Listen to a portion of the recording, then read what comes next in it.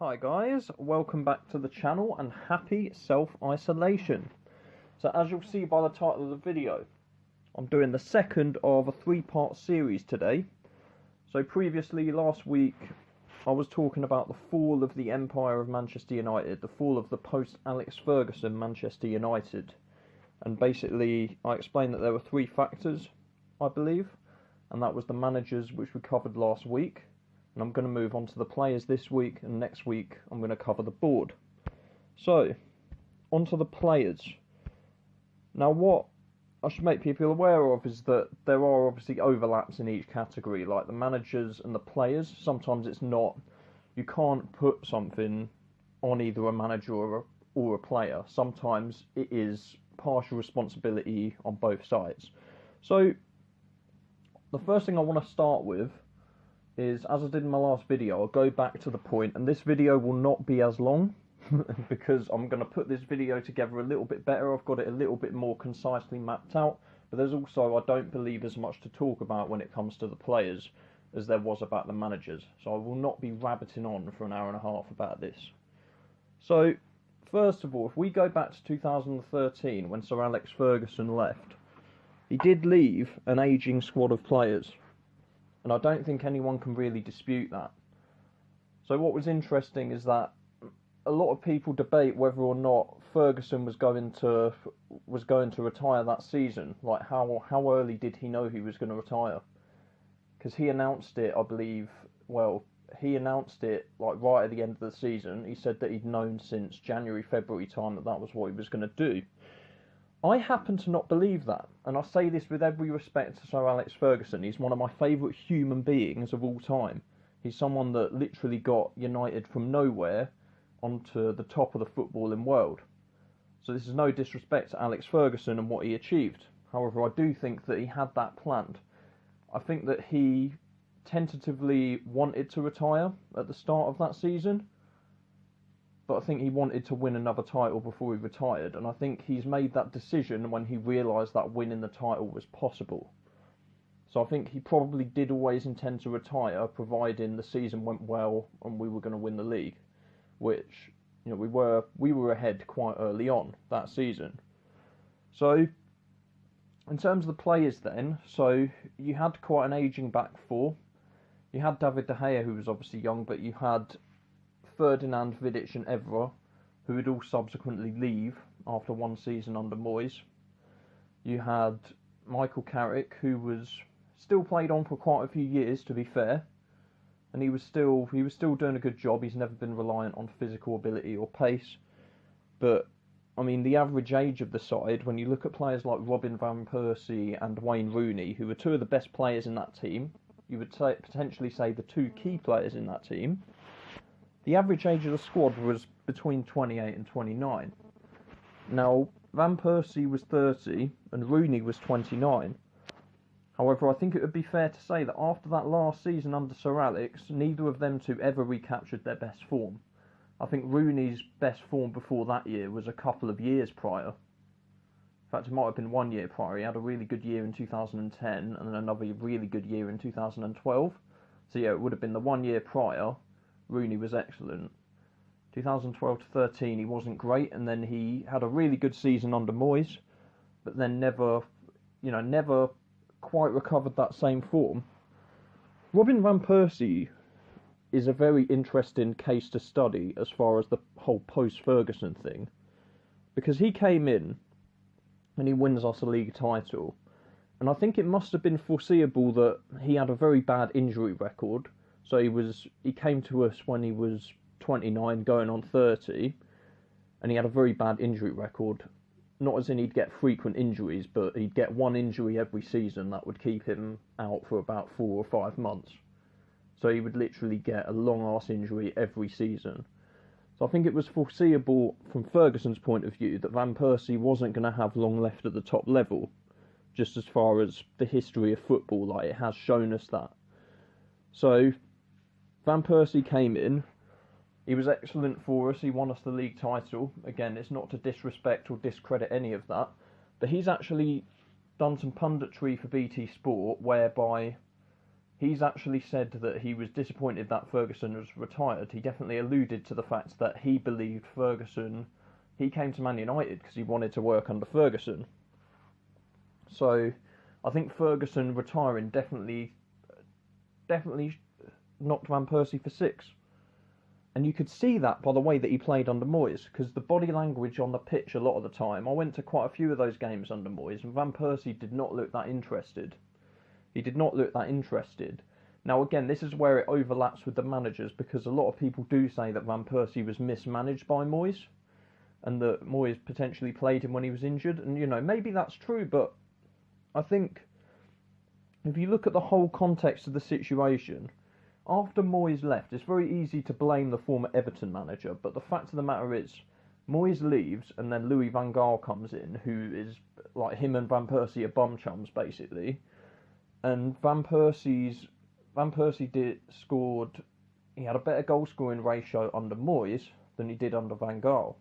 I think he finished that season under Moyes with about 14 goals. He finished the season under Van Gaal with 11 in more games. He played about 27 games under Van Gaal. He only played 21 under Moyes. So he actually had a better record under Moyes. So you got players like that, like Van Persie and Rooney. And I mean, Rooney, as I say, had a great season under Moyes, and I think that was almost the final flourish before the full-on decline.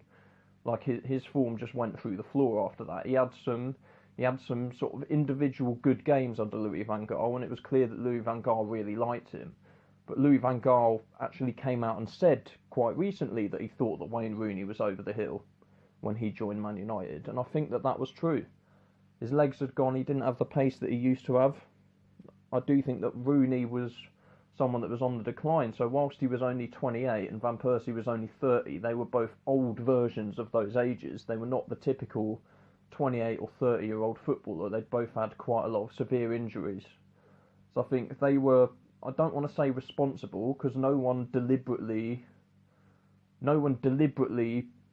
made United decline to the level that we have now, but the fact that we were reliant on these players, and Rooney got given that bumper new contract, we're reliant on these two players at the start of that era. So at the start of the after Ferguson era, we're reliant on these two players who would never pick up the same form again, and were ageing in footballing terms. So you look at some of the other players, some players that were brought in under Moyes. Fellaini was just, again, I think Fellaini did about as well as he could have been expected to do at Man United.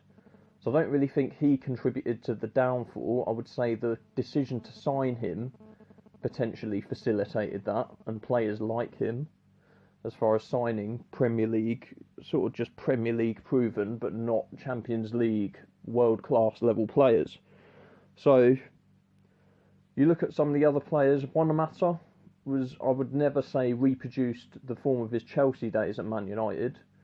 Why that is, I don't know. Again, there's sort of rumours of mismanagement there as far as, where Moyes played him and how Van Gaal used him. So Wanamatta's definitely another one who, it's kind of debatable. Again, I think that Wanamatta's given his all, but whether we've seen the best of his performance, I don't really think that we have. He's never registered a season where, like under Chelsea, when he was playing at Chelsea, he looked like the best player in the Premier League. He's never looked like that playing for Man United. You would never have said that the Wanamatta that played under David Moyes, Louis van Gaal, Jose Mourinho, or definitely not the Wanamatta of now, is considered the best player in the Premier League. He's not even close. Not even close, people. So, look at some of the other players. You have Falcao. I mean, he never rediscovered his best form. Again, was that his fault? It was the injury. He got injured, but again, it was a bad decision to sign him in many ways. Falcao was obviously a world-class player at Atletico Madrid, but he tore his ACL, and he was 29, so I think it was foreseeable he wasn't going to perform at his best. And he still never really recovered the same form, even to this day. He had a couple of good seasons at Monaco. He was terrible at Chelsea after he moved from Manchester United. He had a couple of good seasons, all right seasons at Monaco, but never hit the same heights. And now I believe he's playing in Turkey somewhere. So yeah, Falcao is now playing in Turkey, and he was definitely what you would call a flop. You know, with respect to that, might be the fact that he was injured. You've got other players that flourished, such as under Louis van Gaal. You've got Herrera and Smalling. I would both say were excellent. Smalling definitely showed a big improvement to his game under Louis van Gaal. So, you know, we had a really good defensive record at one point, and that was in massive part due to Chris Smalling's performances. But there has been a lot of players that have struggled after Ferguson. Like, you look at players such as Di Maria, Memphis Depay, Schweinsteiger, Darmian, Schneiderlin, Rojo. Rojo, to be honest, has barely played. But the other 4 or 5 players that I just mentioned, they've just never done what was expected. Again, they have been misused to a degree, some of them, but their consistency is on them. Like, them lot were pretty crap at points. Like, Di Maria, I don't think wanted to play after that burglary, which, you know, from a mental health perspective, I understand what that can do to somebody's mental health. But you can only judge him really off of his performances on the pitch. And those were not good enough for a player of that ability. Those performances by Di Maria, considering that we were relying on him as a creative outlet during that season, those performances were not good enough, although he did finish with, I believe, 12 assists in the Premier League. So he did alright statistically, but I think most of those 12 assists came in the first half of the season. So in the second half of the season, he pretty much went missing. So those people did not perform to the previous levels expected of them. And on top of that, we signed some extremely inconsistent players, such as Paul Pogba, Lukaku, and it pains me to say this, but Anthony Martial has been inconsistent, and I'm one of his biggest fans. And again, I don't think, my personal opinion is that mismanagement of a player in recent years, I've not seen many better examples of mismanaging a player than how Anthony Martial has been managed. You know, I do think that Mourinho has a lot to answer for as far as Anthony Martial's lack of development. My personal view is he'd be one of the best players in Europe right now if he'd have played as a number 9, and if he'd have had a manager that was confident in him to play week in, week out. But instead, we signed players like Zlatan and Lukaku, and, you know, Zlatan was a good short-term signing, but we should have rotated him. Anyway, I'm going to stick on the topic of players. But you look at someone like Romelu Lukaku, he's someone that, you know, most people may not know what I mean when I say inconsistent, because his goal returns across an entire season is actually quite a good number. However, what I mean by inconsistency is that he'll score hat-tricks and, you know, sometimes 4 goals against the teams that aren't that good, like a flat-track bully, and then when it comes to the big games, he's literally nowhere to be seen. And then I would say that period under Solskjaer, that time under Solskjaer where we'd had our 3-month good spell, we had that 3 months where we were playing excellent football and the team looked really confident. And then after that, we hit a really bad patch of form, and you could see that Lukaku's head had just dropped through the floor, and he just looked like he couldn't be asked anymore.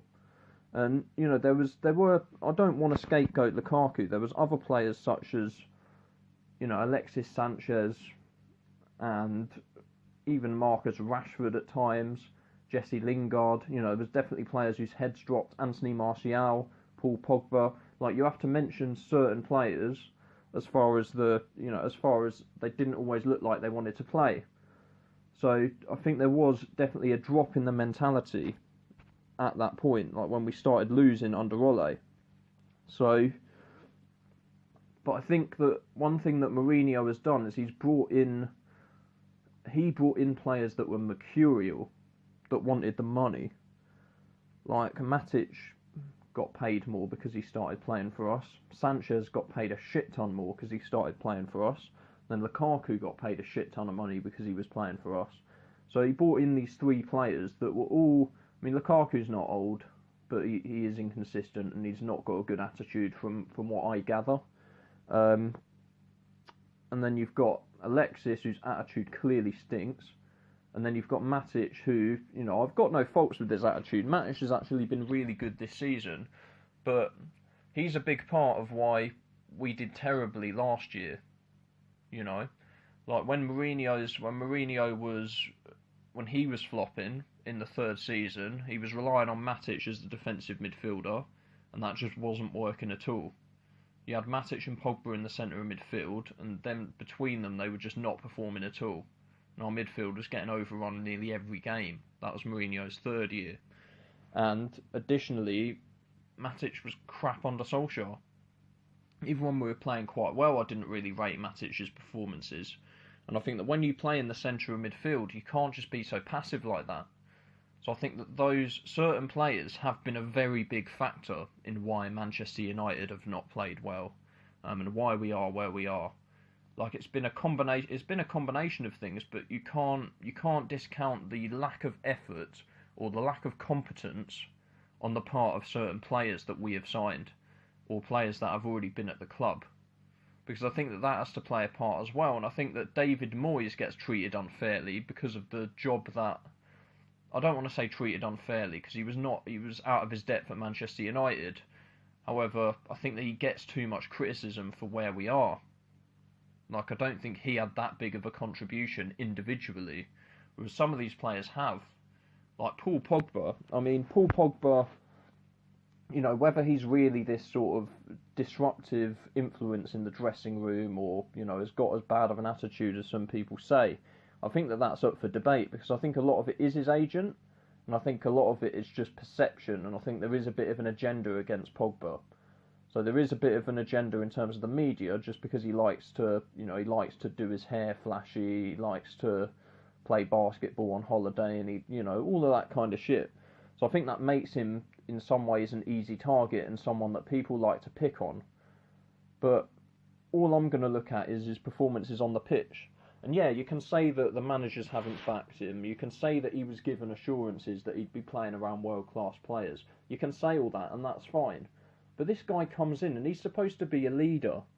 Some people even say now that he's the leader of Manchester United, and it's just like, where is it? Where are the performances of him, like, grabbing a game by the scruff of the neck and then just dragging a win out of it? You know, there are a few of them. Pogba's stats for the season, again, normally are very good. But there's certain games that he's just gone missing in, and that costs us. It really does cost us, and I don't say this as somebody that hates Pogba.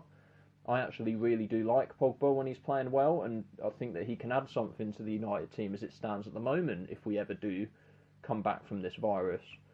But I think that he, as far as the signing that he was supposed to be for us, he was supposed to dominate games, and he was supposed to be a game-changing player, and I would not say that he has been, to be totally honest with you. So, in conclusion then, so we have seen that certain players have been reinvigorated under Solskjaer, and I think that proves that some of them down tools under Mourinho. Again, this is not all their fault. I think that Mourinho created a very negative atmosphere around the situation, but in this video we are supposed to be talking about players. I did do a massive rant about Mourinho in the last video, and that link will be in the description. So we were reinvigorated under Solskjaer as far as the mentality of the team, so I think that proves that some players down tools. I think we signed players who were in some ways conflicted with the Man United identity, such as Nemanja Matic, Lukaku, Sanchez, those sort of players. And, you know, some players have just been inconsistent. You know, Anthony Martial's inconsistent, Marcus Rashford is inconsistent, Paul Pogba's inconsistent. You know, there's a lot of inconsistency, and I think that that's a big part of where we are, you know, why we are where we are at this point, and, you know, how we've got here in the last 7 years is because of not only, it's obviously is a lot to do with the managers and their different ideas, but, you know, it's also quite a bit to do with the players as well. And as I say, next week I'm really looking forward to going in on the board of Manchester United, because I do believe that that's the decisive factor as to why we are where we are. But guys, listen, it's been nowhere near as long as the last one. It's been like less than a third as long as that. But thank you very much for listening to this. And, you know, I hope that I can give you guys some joy in this time of coronavirus self-isolation. And I hope that everybody's staying safe with their families. Please like the video, please subscribe to the channel, and I'll see you next week for the fall of Manchester United post-Ferguson, the board.